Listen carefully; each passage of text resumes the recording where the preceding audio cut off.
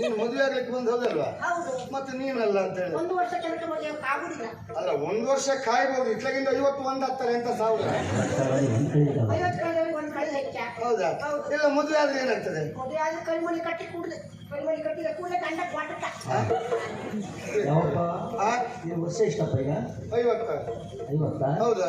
ಇವಳು ಮದುವೆ ಆಗ್ಲಿಕ್ಕೆ ಮುಂದೋದ್ರೆ ಕರೆಮಣಿ ಕಟ್ಟಿ ಕೂಡ ಸತ್ತೋಗ್ತಿ.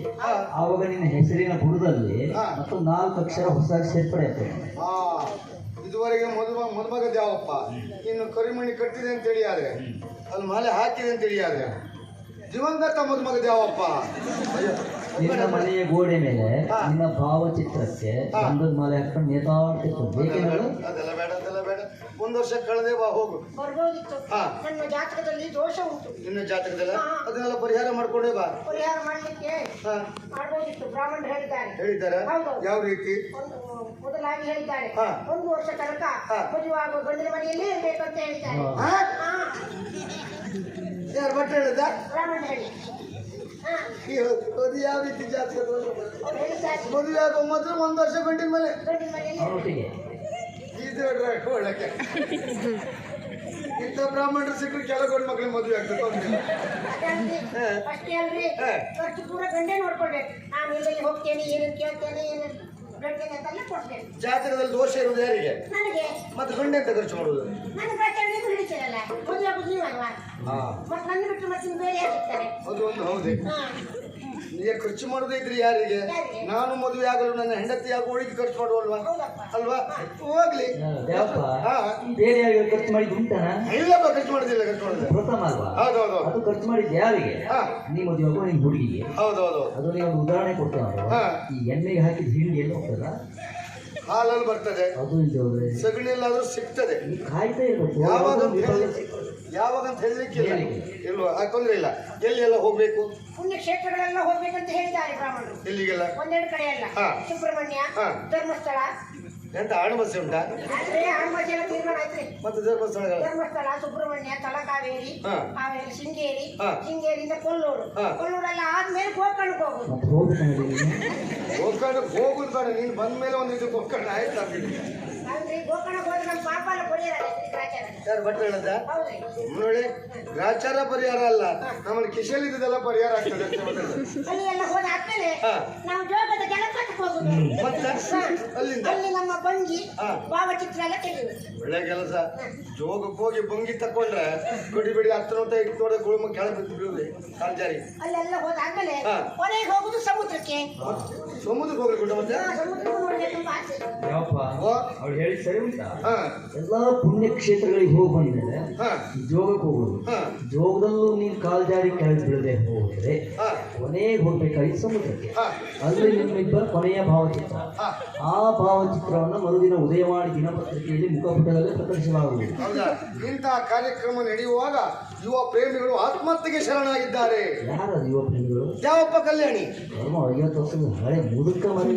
ಆದ್ರೂ ಇನ್ನು ಮದುವೆ ಆಗಲಿಲ್ಲ ಮರ್ರೆ. ಆ ಕಲ್ಪನೆಯಲ್ಲೇ ನಾವಿದ್ದೇವೆ. ಸಮುದ್ರ ಬದಿ ಎಂತ ಕಾರ್ಯಕ್ರಮ ಮಾಡ್ತೀವಿ? ವಾಯುವಿಹಾರ. ಹೌದಾ? ಯೋಚನೆ ಮಾಡಬೇಡ.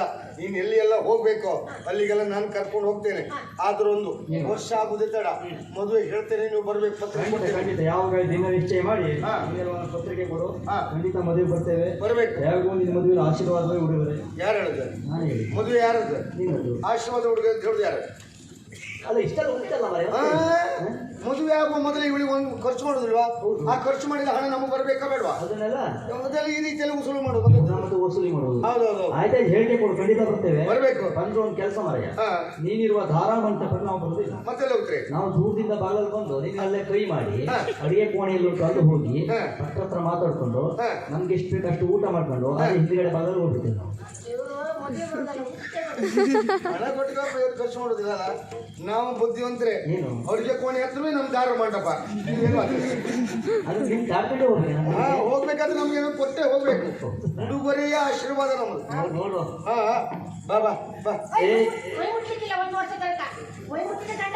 ಯಾವ ಸ್ಪರ್ಶ ಇಲ್ಲ. ನಾವು ಬಹಳ ಸಂತೋಷದಿಂದ ಇದ್ದದ್ದು. 1 ವರ್ಷ ಇಲ್ಲೇ ಇರ್ತಾಳ.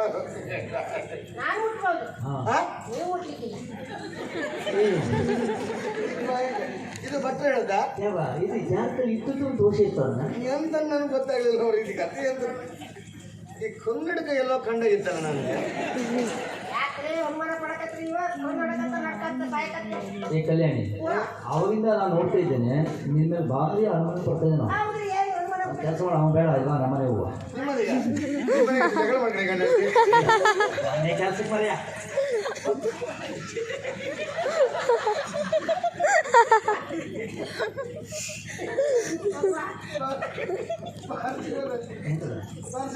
ಇಲ್ಲ ಇಲ್ಲ ಇಲ್ಲ ಒಂದು ವರ್ಷದವರೆಗೆ ಯಾವ ಶಬ್ದನಿಲ್ಲ ಹೋಗ್ಬೋದು ಅಲ್ಲ ಈಗ ಗ್ರಾಚಾರ ಜಾತ್ರೆ ದೋಷ ಇರುವುದು ಯಾರಿಗೆ ಅವಳಿಗೆ ಮತ್ತೆ ನೀವು ಅದು ಬಾರಿಸುವ ನಿಮಿತ್ತ ಆಗಿ ನೀವು ಈಚೆ ಬರುವಾಗ ಆ ಗಾಳಿ ನಮ್ಗಾಗಿ ನಮ್ಗೆ ಅಂಟ್ಕೊಂಡು ನಾವಿಲ್ಲಿ ಹೋಗೋದು ನಿಮಗೆ ತಾಗದ ಗೊತ್ತೇ ಇಲ್ಲ ತಾಗದೇ ಇದ್ರೆ ಕೊಲ್ಲಿದ್ದವ್ರು ಬಂದು ಇಲ್ಲ ಇಷ್ಟೊತ್ತಿಗೆ ಕೂಗುದೆಲ್ಲ ಬೇಕಾ ಈಗಲ್ಲ ಯಾವಾಗಲೂ ತಾಗಿದ್ರೆ ಎಲ್ಲೆಲ್ಲಿಗೋ ಬಂದು ಕೂಗ್ತೀರಿ ಅದ್ರಿಂದ ತಾಗದಲ್ಲ ಶಬ್ದ ಬೇಡ ಅಂತ ಬೇಡಪ್ಪ ಒಂದ್ಸಲ ಮುಟ್ಟೆ ಏನ್ ಬಿಟ್ಟಕತ್ತ ಹೋಗಲ್ಲ ಏನ್ ಜಾಸ್ತಿ ಹೇಳಿ ಹೋಗ